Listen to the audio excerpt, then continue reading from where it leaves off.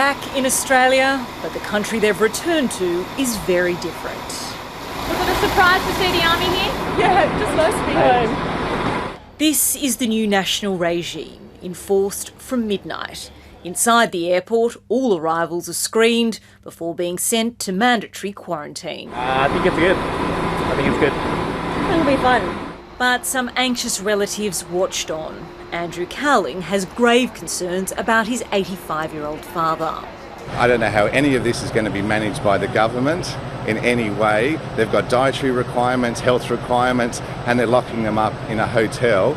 Raj Kumar wants his 19-year-old daughter at home to self-isolate. I'm very frustrated, I'm very angry. What's going on? I just come here to pick her up. Young and old, everybody had to get on board. The first busloads went to Sydney's luxurious Intercontinental. Are you ready to quarantine whole family in one room? It's going to be interesting.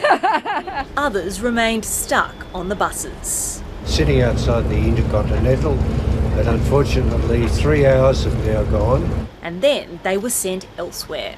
And we've been directed to go to the Ibis. So something pretty seriously wrong has been happening with getting people into the Intercontinental.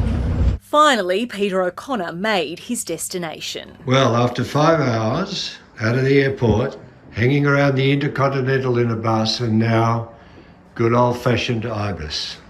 This is basic. Mr. Prime Minister, I hope you know what you're doing. That's where he'll stay for 14 days, fed, housed and isolated like the other thousands of Australians returning home. And if they in any way try to avoid that, they run the risk of an $11,000 fine and a 6-month jail term.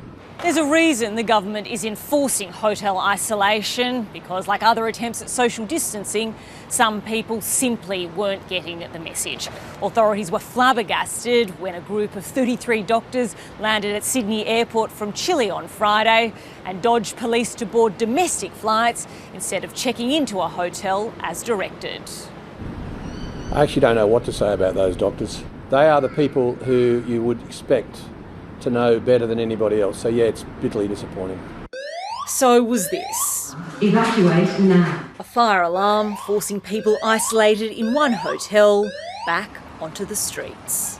Ashley Raper, ABC News, Sydney.